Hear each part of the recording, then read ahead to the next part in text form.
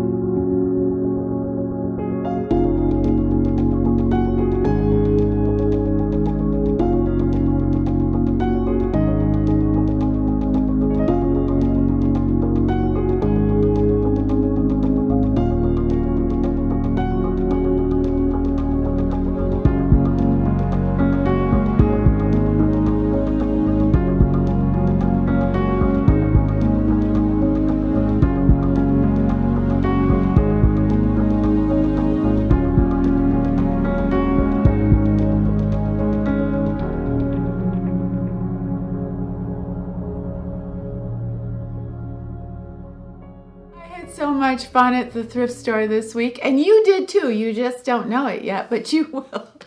I found this crazy vintage velvet lace top. It's kind of a Halloween Elvira vibe, so I thought, I'm wearing this today. Is that okay? Well, what the heck? I'm having a good time. Hey everybody, I am so happy to see you today. Thank you so much for coming back and seeing me and Desi, and I hope you had a good, happy, safe week. And yep, we went to the thrift store and I found such cool things. I found books and things for the home and things for a Thanksgiving dinner and Christmas dinner, and I found a painting that I want to share with you that has such a message with it. And you know, whenever we go to the thrift store, there's always a message for us. And this time was no different.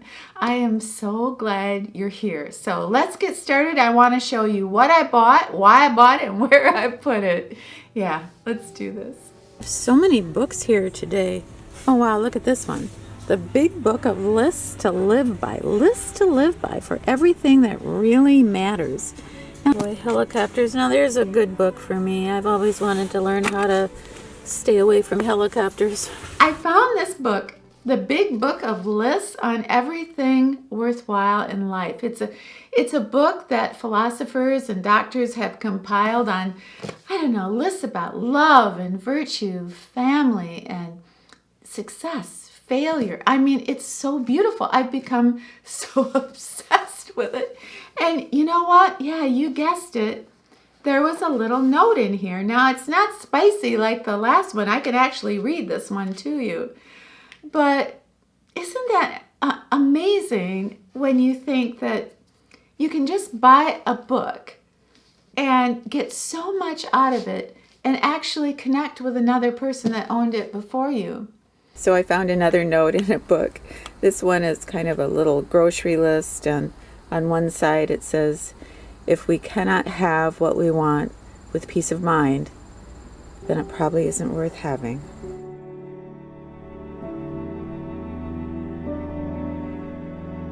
Be yourself truthfully, accept yourself gratefully, value yourself joyfully, forgive yourself completely.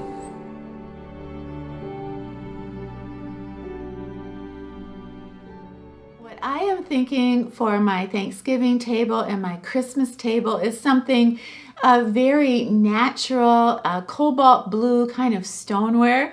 And I was so excited that I found some stoneware from Williamsburg, Virginia. They do the most beautiful work there with stoneware.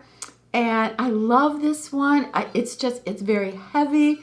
It's balanced, but it has such an imperfect way about it. I don't know, I relate to that, and I just loved it. And I found another one, and look at the design of this. It's so round, it's so beautiful, and this is stamped Virginia. They just do such a lovely job, and I was so excited to get this at such a good price. This was under $4.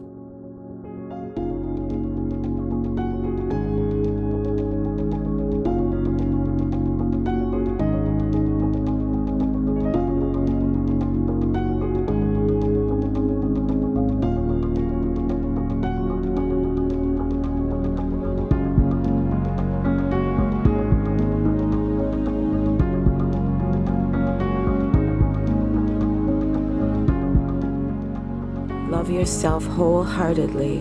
Empower yourself prayerfully. Give yourself enthusiastically. And express yourself radiantly.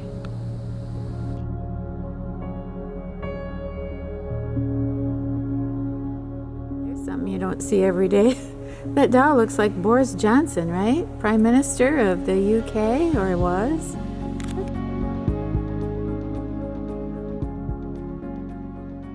How cute is this red teapot? Not a straight line in sight. Isn't it gorgeous? I actually picked this up a couple weeks ago, but I love it. I had an orange one, and I put it up on eBay, and it sold right away. So this one for Christmas I think will be really nice. And I got this cookies for Santa plate for my grandkids, so I think that's gonna look so cute too. Every time I'm at the thrift store, I'm always scouting for something wood or something stone or clay.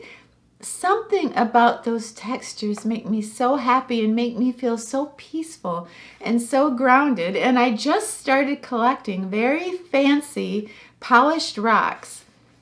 Don't ask me why, I don't know, but I just love them. And I found this wood bowl. I believe this is handmade. I don't know the history of it, but I love it.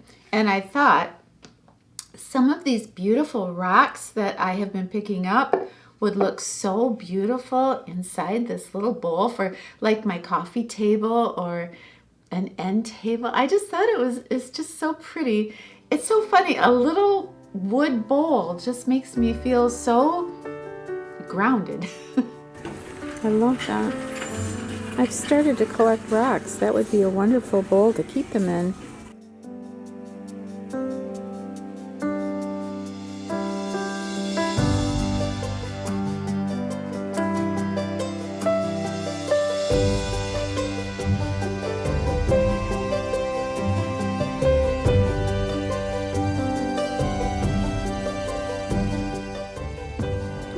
Kind of cute, a little bird feeder. That's adorable. What do they want for that? $4? Oh, that's nice. It's so cute. Where's that from? That's from Mackinac City, Michigan. That's so cute. It's a little cedar bird feeder. My daughter-in-law just loves to cuddle up with throws, and that one is really beautiful by Eddie Bauer. What is Eddie Bauer doing here at Goodwill? It's hard to explain to somebody who doesn't like to go thrift shopping how exciting it can be. But sometimes, you know, you kind of wish it wasn't that exciting. I ran into a couple people who recognized me from my channel, but, you know, I didn't get the impression they were fans. Like I said, well, I'm really happy to meet you. And they said, yeah, we're happy to meet you. We knew who you were as soon as we saw you. And they just, it was the weirdest feeling. I found this little cedar feeder. This is a little hand-carved wood bird feeder from Mackinac City. They have the best fudge, but I digress. So I got this for my balcony for the birds, and it isn't just me who likes to watch the birds. It's Desi. Desi loses his mind when he watches those birds. He doesn't get upset. He doesn't bark. He just likes to watch. And I don't have a backyard for him to run around in, so It makes me feel really good to see him taking in nature like that. It's so much fun. So I was so happy to get this. What you doing? Are you looking at the birdies?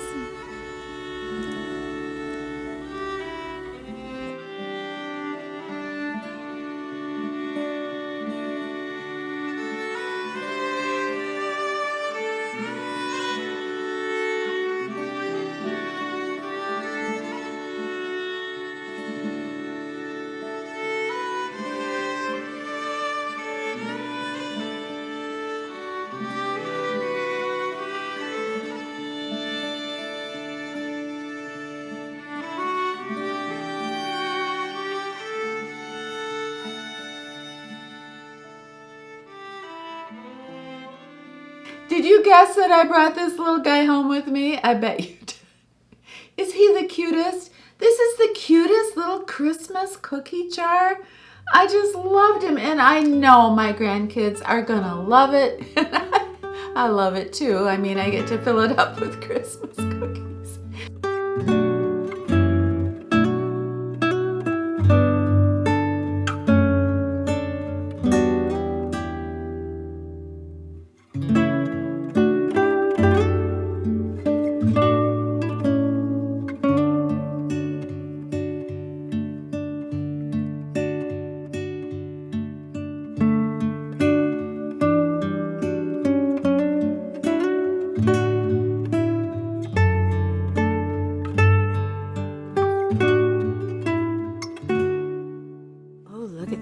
Isn't that beautiful?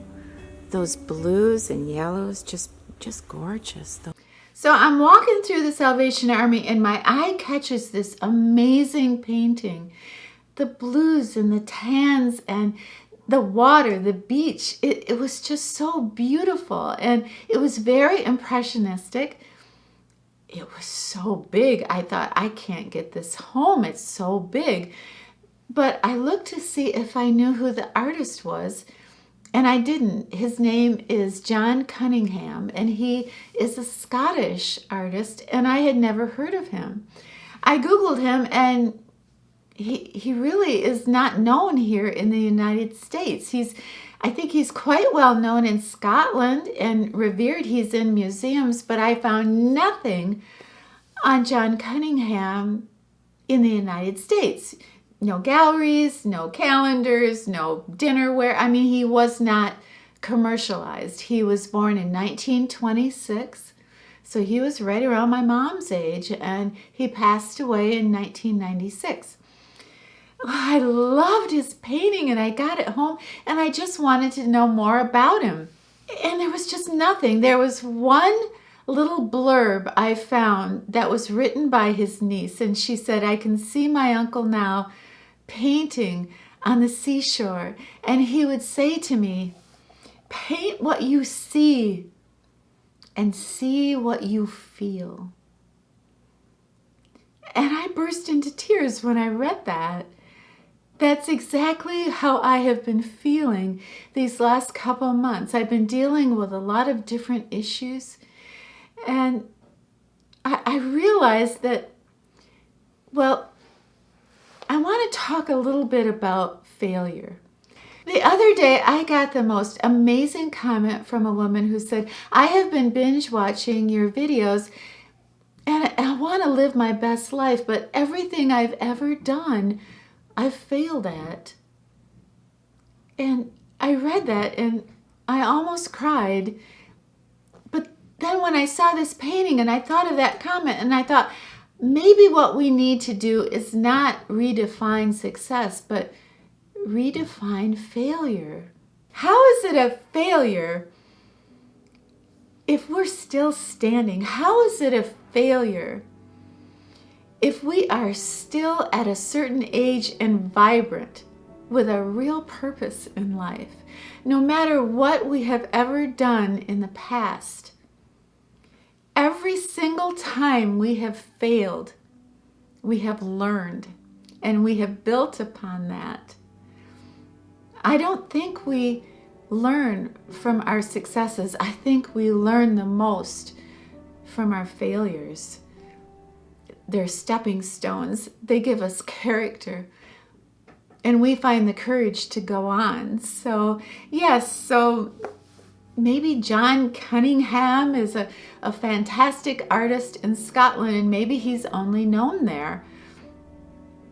But we're talking about him right now and how he relates to our life. Paint what you see and see what you feel.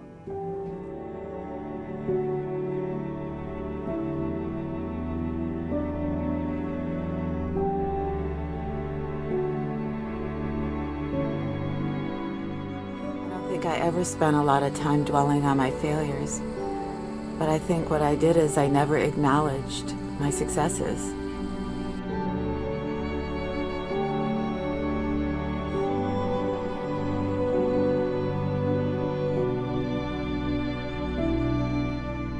It's kind of like that line in The Wizard of Oz.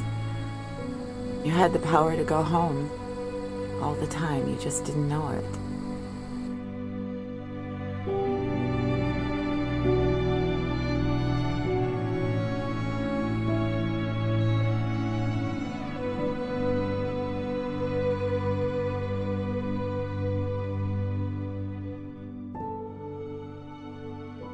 Everybody, thank you so much for hanging out with us today. I loved every second of it. And if you get a chance down below, could you share some of your thrift store adventures? I think that would be so fun to read how you're doing out there when you're thrifting. Please have yourself a wonderful, happy, brand new week. And when you're done with your week, you come back and see me and Desi, okay? All right, it's a deal. We'll be here. So I'm so glad to meet you. You probably like Desi. Oh yeah, Desi. Desi's your dog. Yeah, we know who Desi is. You know, if you don't want to wear a Christmas hat or a Christmas bow tie, we could get you like one of those Christmas scarves. They're kind of masculine. They're kind of good looking. Would you rather have that than these bow ties?